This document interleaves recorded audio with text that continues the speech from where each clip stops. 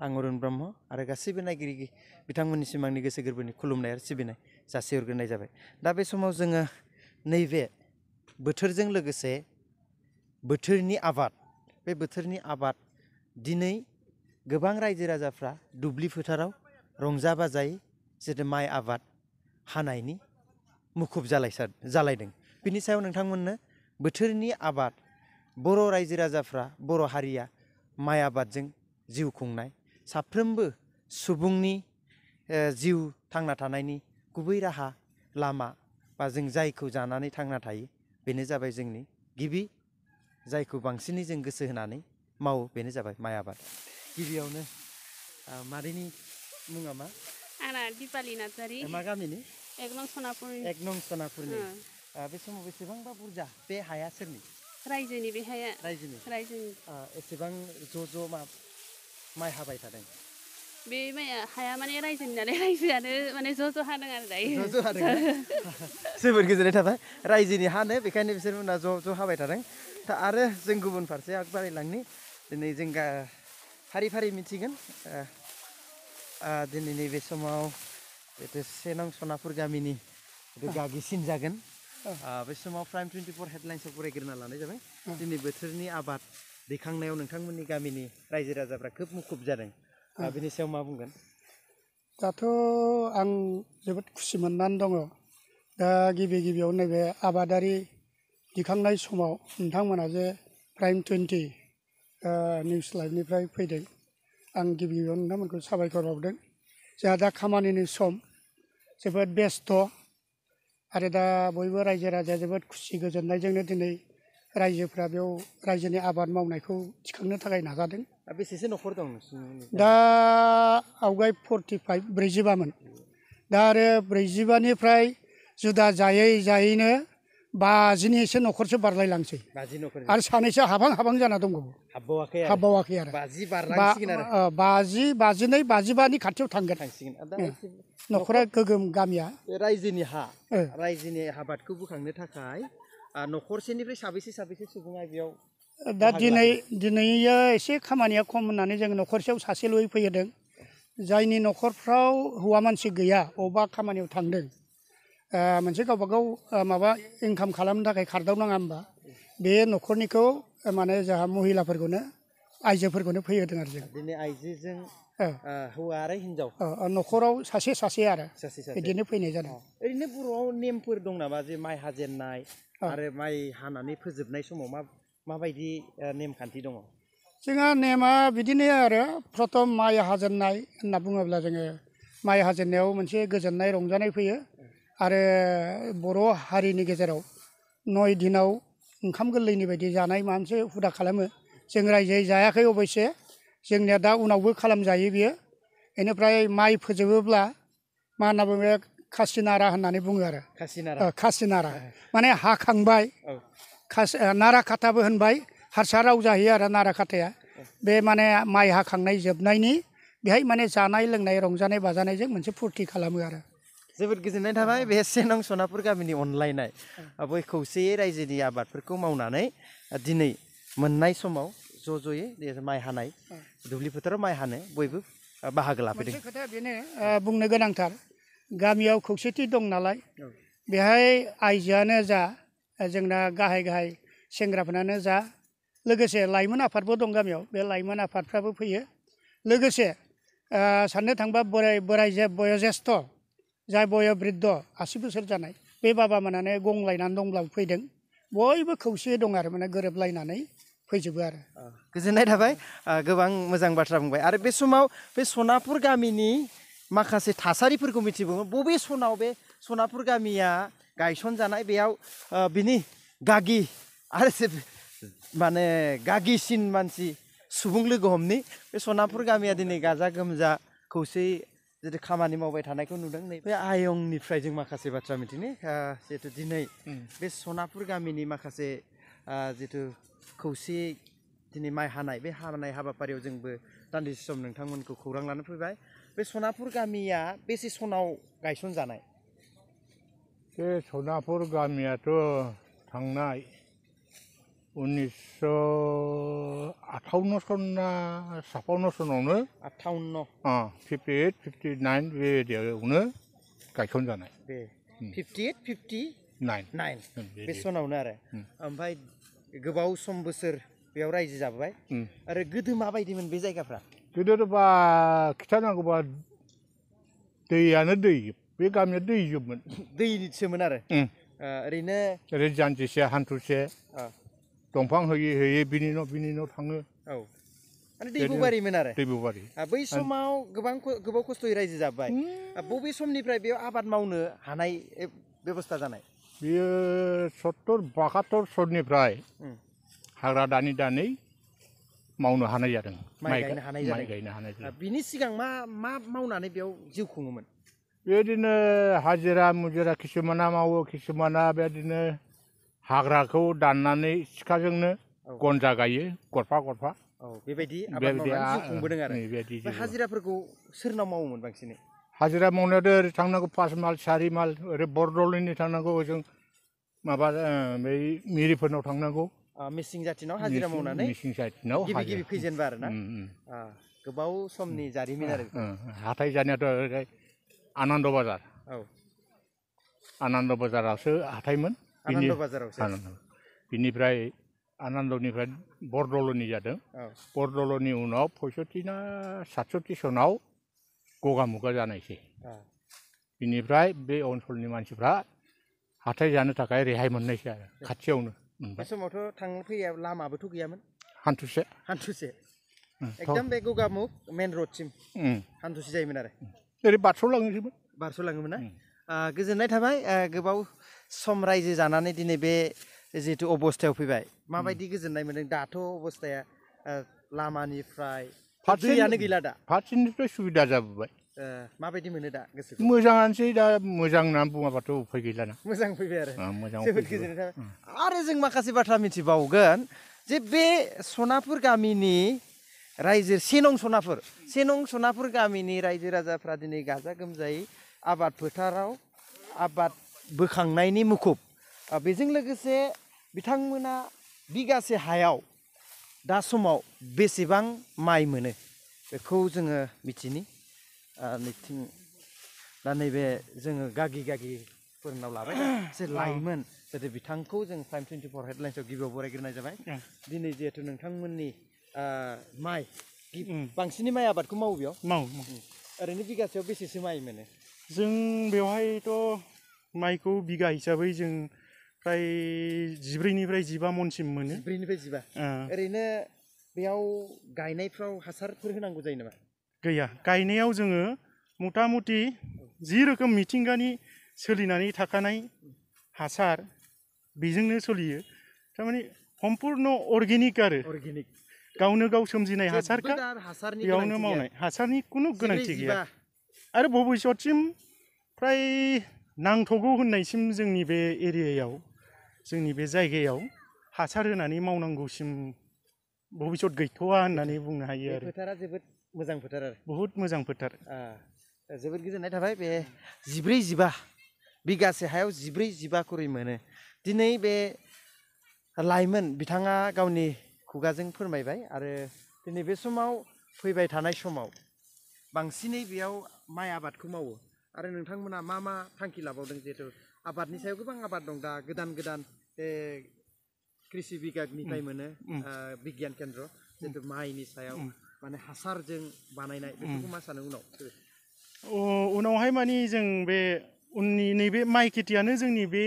जायगायाव गिबिसिन आबाद मावनाय नङा बे जोंनि गामिया जों फ्राय 4-5 बोसोर सिगांनिफ्राय जों बेयाव जोंनि बे माखासे लाइमोन हान्जाफोरा जोंनि गामियाव ओरैनो थायो फ्राय मानसिफोरा लाइमोनफोरा फ्राय खामानि दामानियाव अरनो नागिरा बे हिसाबै जोंनि गामियावनो गोग्लैसोनानै थानाय हिसाबै लाइमोनफोरानो बे जोंनि बे माबायाव गोरान खेथिबो मावखायो आरो जोंनि बे फिल्डफोराव ओरैनो थानाय हाफोराव ओरैनो दोननाय जाया मथा मथि लाइमोनफ्रा इयाव आलुनिफ्राय लानानै बेसरनिफ्राय लानानै भेन्दि मटर बिभिन्न गोरान खेथिखौबो मावखानाय जायो आरोखि दा नैबे दैनि सिजोनाव जों दैनि खेथिखौ मावबाय आरो दा न'खर न'खरबोथ' बयबो आबाद मावो न'खर न'खर मावो ओमफ्राय दा न'खरसेयाव न'खर हिसाबै जेनेबा दिनै रायजो हिसाबै नोंथांमोननाव रायजोनि हा गोबां दं नामा रायजोनि हा हिसाबै जोंनियाथ' बेथ' बे जोंना सिगाङाव ओरैनो गेलेग्रा फोथारसोमोन दा गेलेग्रा फोथारबाबो बे एसे बे जोंनि एरियाया एसे दै एरिया हिसाबै गेलेनायाव बे जायगाया जोंना इमान साफिसियेन्ट नंला बे हिसाबै जों बे नैबे दा माइ खेथिखौ बेयाव मावदों आरो बे जिथुनिखि नोंथाङा गामियाव गोबां हा दं नामा बे हायाथ' जोंना गायग्रा हाया रायजोनि हिसाबै गोदो जायफोर बे एरियायाव रायजो जाफैजेनदोंमोन इयुननि थाखाय उनाव गामिखौ सोलिलांनो थाखाय दोनखानाय हा दं बे दोनखानाय माखासे फ्राय 35 बिगासे हा दंखायो जों बे 35 बिगा हाखौ सिगाङावहाय थारमाने माइ खेथिनि थाखाय जों माइखौ थिखा रायजोनि मानसिनोनो फ्राय हा हु खम मानसिनो गायहोयोमोन गायहैनानै माबा मोनसे एसे थिखा हिसाबै एसे हरनांगौमोन रायजोनो जिमान थारमाने उइनट खेथि मावनानै बोसोरसेयाव दिरुननो हायो बै खामानि मावग्रानिमोन आरोखि एसे नांगौ बायदि लानानै जाय आबाद मावो बेनो होनाय जायो ओरैनो बेसेसो बिगा दङ ओरैनो 35 बिगायाथ' दंखाथारो गामिनि नामाव दा नैबेयाव दा फ्राय 4 बिगा दं बेथ' हिसाब नङा आरोखि बे गेलेग्रा फोथार हिसाबैसो लाखिनाय जादों ना गोरान खेथिखौ एसे दै एरिया हिसाबै गेलेनायाव इमान साफिसियेन्ट नंला ओइ फारसेथिं गेलेनायनि थाखाय एसे सुबिदा जाबाय बे हिसाबैनो बेखौ एसे 5-6 बोसोर सिगांनिफ्राय जों खेथियाव बेखौबो थिसनफादेरनाय जाबाय आरो बाहायफादेरनाय जाबाय दङ आरोखि जाहैगोन आरो रायजोनि हा हिसाबै जोबोद गोजोननाय बाथ्रा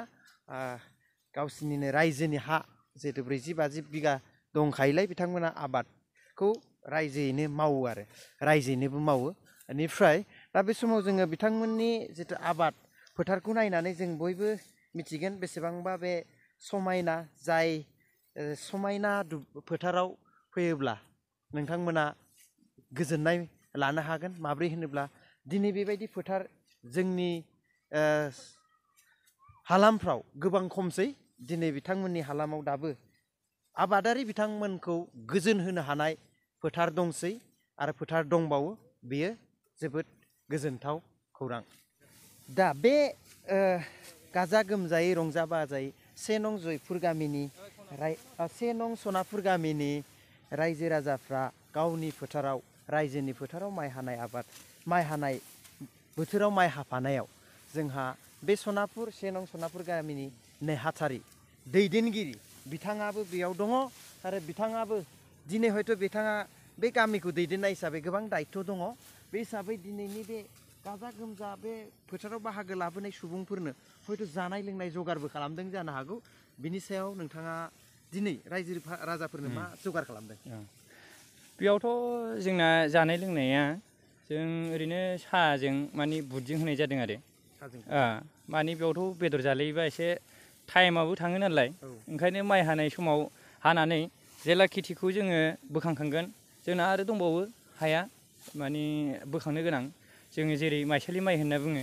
बे माइसालि माइया हानो दंबावो माने बारा मोनस्लाबथ'वाखै माने साननैसो नांबावगोन आरो ओंखायनो बेनिखायनो माने बे मोनग्रोनायखौ माने हाग्रोनाय जादों आरो बेनिफ्राय माखासे हानायखौ माने ट्रेक्टरजों रोगागासिनो दङ माने गामियावबो ट्रेक्टरा दंखायो नालाय ओंखायनो रायजोआ बिदिनो माने खेथिखौ बोखांगासिनो दं आरो बोखांग्रो ओमफ्राय बे आबादनि जिथु गासै मोननाय जिथु माइ बेखौ उनाव मा खालामो बियो रायजोफोरा जोङो रायजोआव मन्दिर दङ बे मन्दिरावनो जोङो मन्दिराव बाहायो माने बेरा होनाय बा वाल होनाय बेफोरबायदि रायजोनि नांगौ खामानियाव बाहायनाय जायो आरो बे रांफोरखौ बेसे बोसोर जाखो नों गामियाव बेबायदि बिबान मोननाय आङो बिबान मोननाया देग्लायजों बोसोरनै जाबाय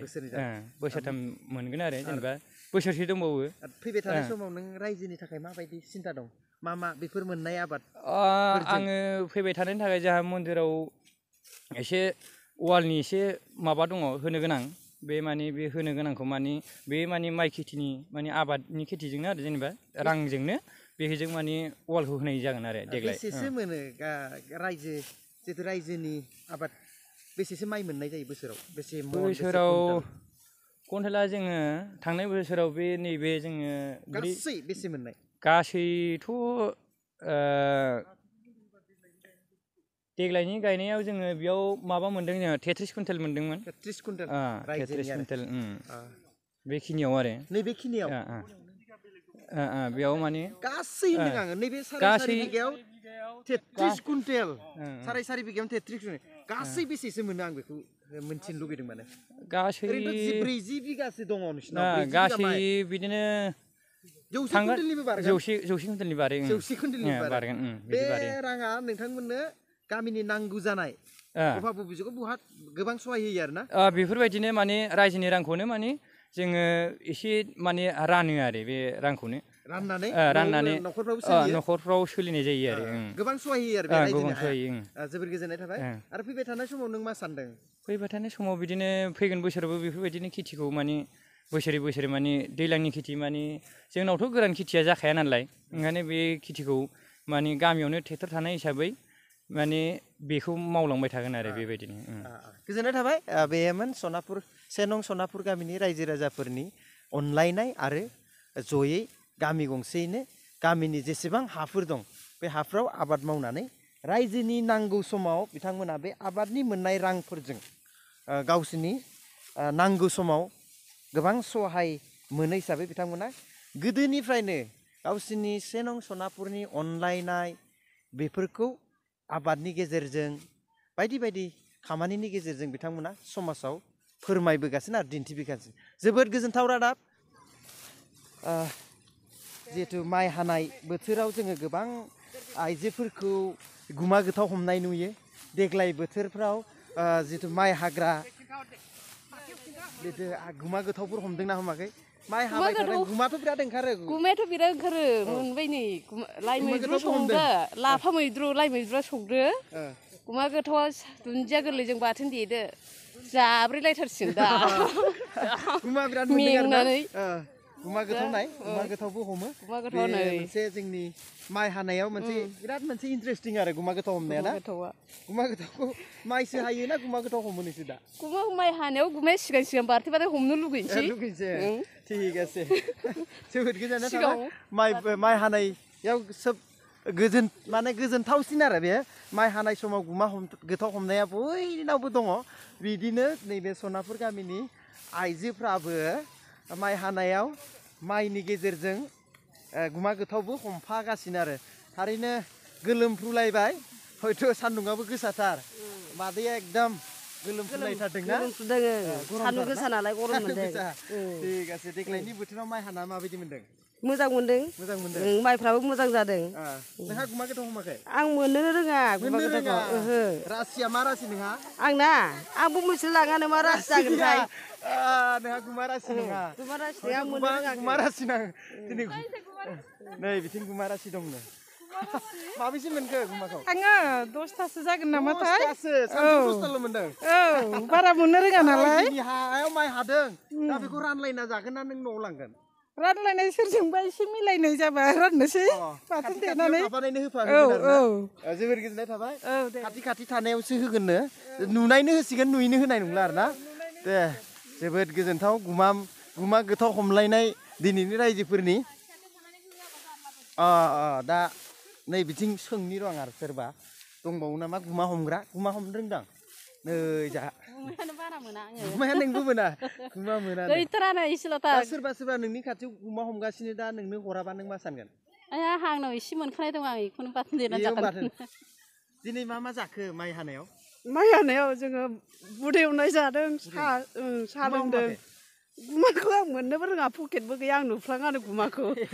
लानो पकेटबो गैया गुमाखौ नुनो रोङा गुमाखौ नुवाखै दा खाथियाव थानायफ्राथाय हमबाय दं दा नोंनो हराबा नों दुखु मोनगोन नामा जानो होगोन ना होआथाय बिसोरो सोरबा लादों सोरबा लायाखै नों बिगोन नामा बिगोन ना बिया रानबाथाय ज' लानोसै नङाबा ज' जानोसै आं बेखौनो खावलायो 1 नं सनापुर गामिनि रायजो राजाफोरखौ जों गामिनि फोथारावनो हादों नालाय मासेखौ मोनदोंबाबो ससे रानना जालायगोन आसा खालामदों ना मा सानो ससे रानलायना जागोन सानदों ना सानाखै जागोन थिग हरबा जागोन जाया जानोसै हरबा हमनो रोङि मानसियानो जानोसै गोथाव मोनो जोबोद गोजोननाय थाबाय बे दिनै बोथोरनि मोनसे ओरैनो जोङो गोजोननाय लादोंमोन थारैनो रायजोफ्रा दिनैनि भिडिअखौ नायनानै मिथिखागोन बयबो रायजोफ्रा बेयाव गाजा गोमजा जितु माइ हानायलाय बेयाव बायदि खेल धेमालिजों दिनैनि बे मेसें बोथोरखौ माइ हानाय बोथोरखौ बिथांमोना बिदाय होगोन बेनिखायनो बिथांमोना गुमा हमदों सोरबाया हानाया हादों मोनिया